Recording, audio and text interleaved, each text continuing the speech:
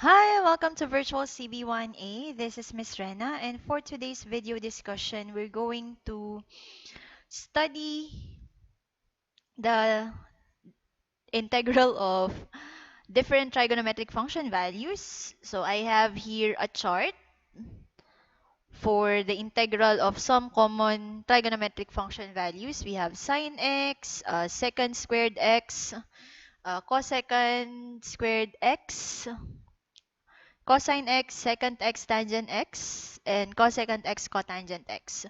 Also, we have here some integral of logarithmic and exponential functions. So these are the ones that involve the constant e raised to the power of x, our natural logarithm, ln, and also the inverse function 1 over x. So to start, we will deal with this first example. We have 3 constant e raised to x plus 5 cosine x minus 10 secant squared x dx. So, madali lang to sagutin kasi lahat given naman dito sa chart natin. So, we know that if you have the constant e raised to the x power, hindi magbabago yung value niya when you integrate it. So, kung gusto nyo, para hindi kayo malito, apply nyo yung idea natin that if you have a constant, you can simply factor it out. So, we have 3 e raised to x plus 5 cosine x minus 10 integral of secant squared x dx. So, this is optional. So, paano siya naging optional? Kasi pwede naman na idiretso nyo na dito. Kaya ko lang siya sinulat na ganito, na factored out yung mga values na 3, 5, and negative 10 is for you to see it clearly from the chart kung sino-sino yung mga gagamitin natin for the integration. Okay, so we have here 3. Ano ang integral ni e raised to x? E raised to x pa rin. So we have here e raised to x. Hindi siya magbabago. Plus 5 times the integral of cosine x. What is the integral of cosine x? It is sine x plus c. Or since dito pa magtatapos yung integration natin, dito natin ilalagay sa dulo si c. So we have here 5 times sine x minus 10 times secant squared x. What is secant squared x? It is tangent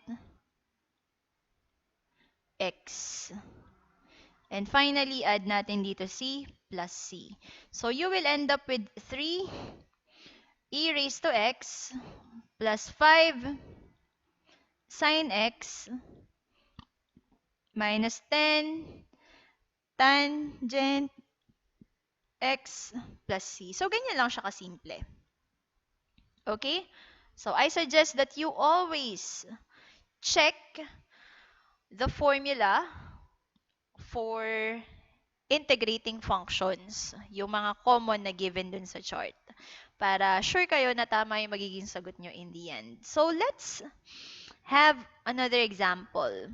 So, okay, na-copy-paste ko lang siya from the book that we use. So, ito, sagutin naman natin siya.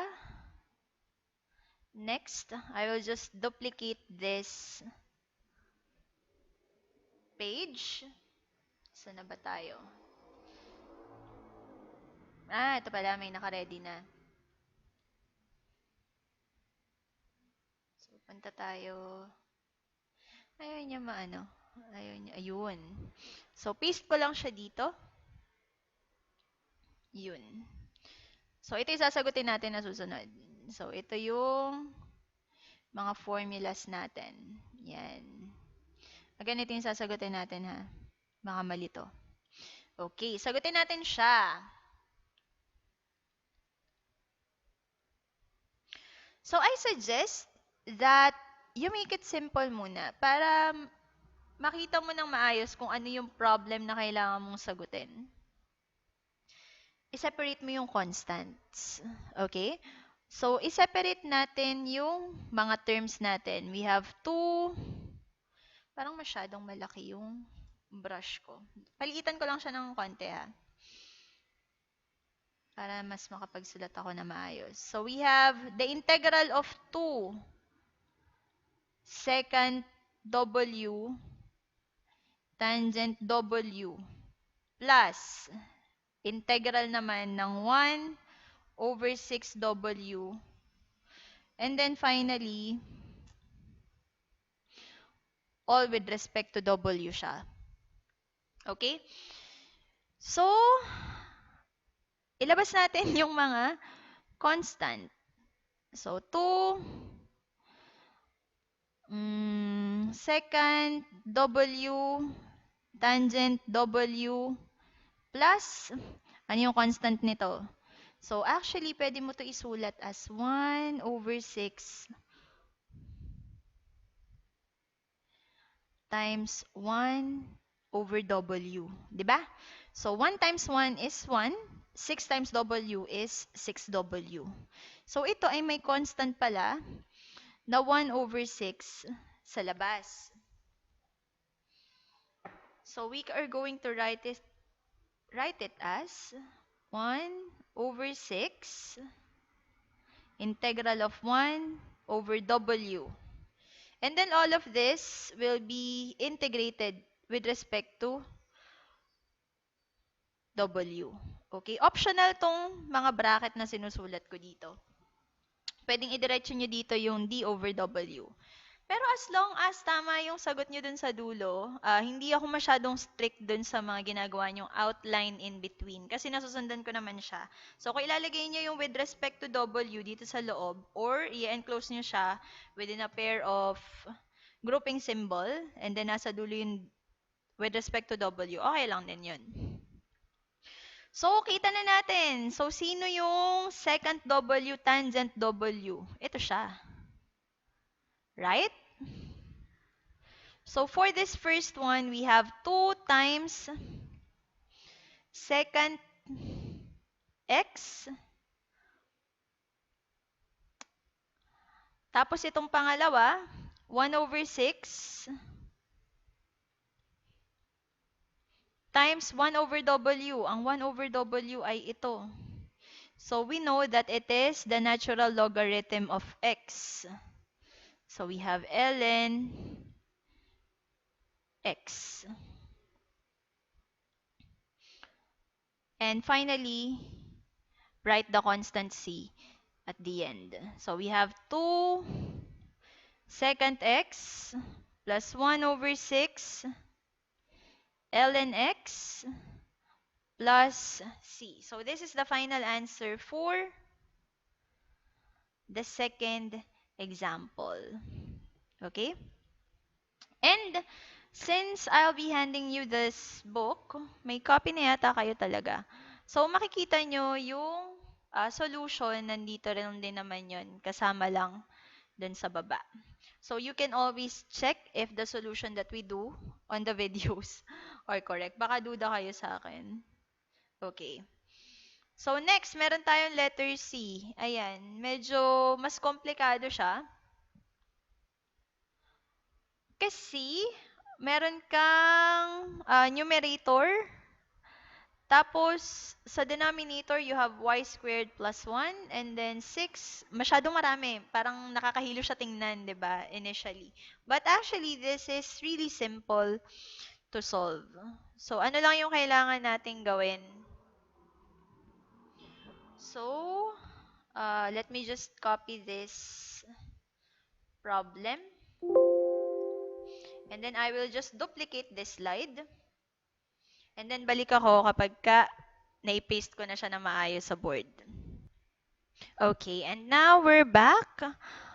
Magkakaroon lang tayo ng extension for our initially provided chart. Ipipaste ko dito yung para sa inverse and trigonometric, inverse and hyperbolic functions. So, Paliliitin ko lang siya ng konti para magkasya siya. Ayan. Yan. So, meron tayo ditong for trigonometric function values, trigonometric functions, um, logarithmic and exponential, and finally, we have the inverse functions, inverse trigonometric functions, and hyperbolic functions. So, let's start. So, kung meron ka ditong 23 over y squared plus 1, we can rewrite this as the integral of 23 over y squared plus 1, wherein later we are going to factor out 23. And then dun sa pangalawa, meron tayong 6 cosecant y, cotangent y, and finally, dun sa huling term, we have 9 over y, and all of them will be integrated with respect to the variable y. So, factor out na natin yung mga constants. So, we have 23 times the integral of 1 over y squared plus 1. Dun sa pangalawa, si 6 naman yung ilalabas natin, cosecant y, cotangent y. Dun sa pangatlo, we have 9 integral 1 over y, and everything will be integrated with respect to the variable y. Now, hanapin natin kung nasaan itong mga i-integrate natin na function. Starting with 1 over y squared plus 1. So, 1 over y squared plus 1, ito siya. So, that is 1 over x squared plus 1 with respect to x, but this case, we are with respect to y. So, we are going to write this as 23 times inverse tangent or arctangent y. Bakit y? Y yung variable na ginagamit natin. Next, si 6.